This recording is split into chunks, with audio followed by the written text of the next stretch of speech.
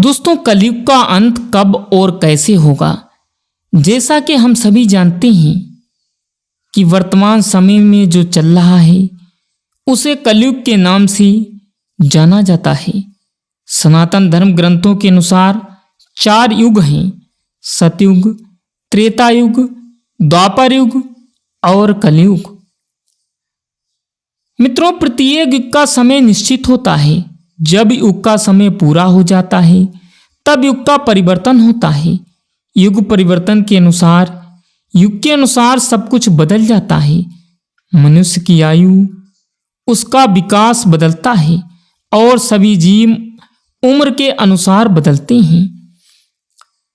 तो दोस्तों, आज के इस वीडियो में हम बात करेंगे उस युग के बारे में जो अभी चल रहा है। कलयुग का समय समाप्त होने पर इसका अंत कैसे होगा और कब होगा, आज के इस वीडियो में जानेंगे विस्तार से।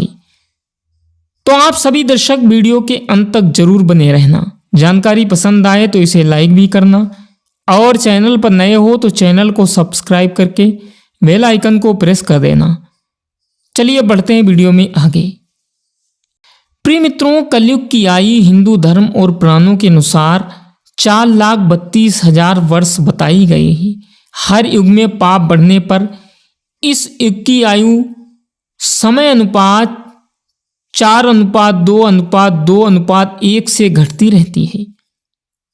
दोस्तों, पहला युग सतयुग है जिसकी आयु 17,28,000 वर्ष है। फिर त्रेता युग आता है जिसकी आयु 12,96,000 वर्ष है। उसके बाद द्वापर युग आता है जिसकी आयु 8,64,000 वर्ष है। और अब दोस्तों कलयुग चल रहा है जिसकी आयु 4,32,000 वर्ष है। और अब केवल कलयुग का पहला चरण चल रहा है जिसे सन 2016 तक 5,000 जिसमें सन 2016 तक 5,000 वर्ष बीत चुके हैं।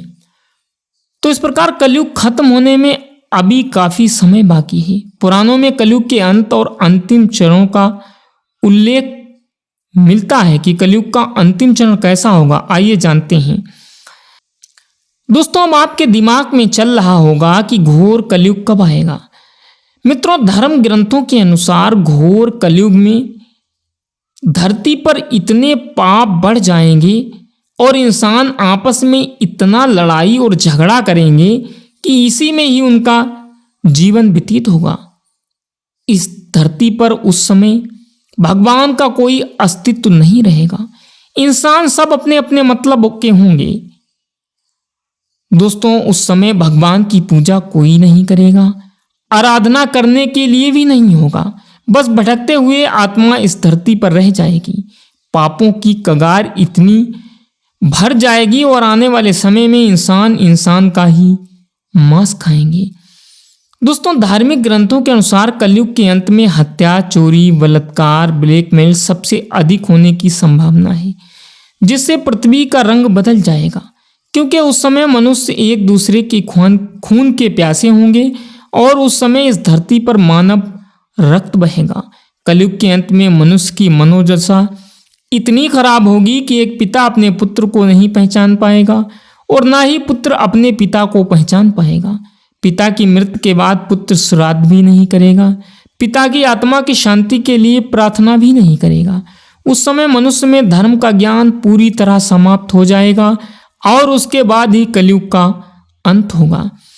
दोस्तों, कलयुग के अंत के बाद पापों की सीमा इतनी बढ़ जाएगी, कलयुग के अंत में पापों की सीमा इतनी बढ़ जाएगी, भगवान विष्णु स्वयं काल्की अवतार लेंगे और सभी पापियों का संहार करेंगे। शास्त्रों के अनुसार कहा गया है 3 दिनों के भीतर भगवान विष्णु काल्की अवतार लेंगे और सारे संसार के पापियों का नाश करेंगे और फिर सभी अधर्म नाश हो जाएंगे। उसके बाद एक नए युग की शुरुआत होगी जिस 3 दिन भगवान विष्णु काल्की अवतार से संघर्ष करेंगे उस दिन को घोर कलयुग कहा जाएगा। इन पापों के निवारण का दिन कहा जाएगा। इसे अधर्म के विनाश का भी दिन कहा जाएगा। दोस्तों, कलयुग के अंत से पहले हमें कई संकेत मिलने लगेंगे। यह हमें पुराणों और शास्त्रों में बताया गया है। पुराणों की माने तो कलयुग में पाप अपने चरम पर होगा, लोग एक दूसरे पर अत्याचार करेंगे, सभी देश आपस में लड़ने को तैयार होंगे, एक दूसरे की जमीन पर कब्जा होगा, इंसानों के साथ साथ जानवरों पर भी अत्याचार होगा, वातावरण पूरी तरह प्रदूषित हो जाएगा और धरती रहने लायक नहीं बचेगी, पानी पीने लायक नहीं रहेगा, खाने को कुछ भी नहीं रहेगा। ऐसे में इंसान एक दूसरे का खून पिएगा और लालच अपनी चरम पर होगा, कोई किसी के करीब ना होगा, बाप बेटा और बेटा बाप को मार डालेगा।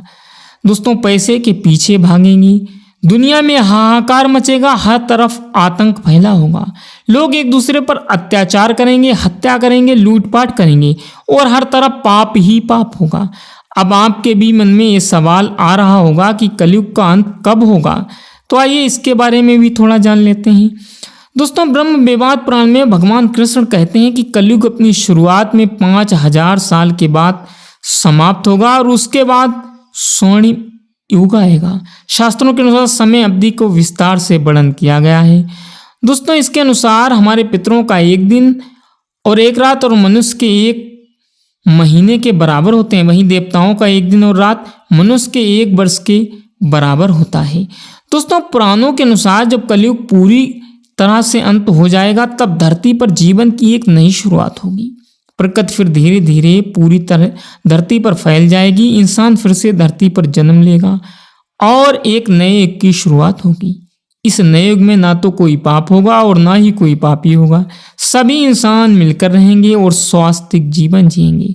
सब लोग भगवान का स्मरण करेंगे और एक दूसरे का भला भी करेंगे।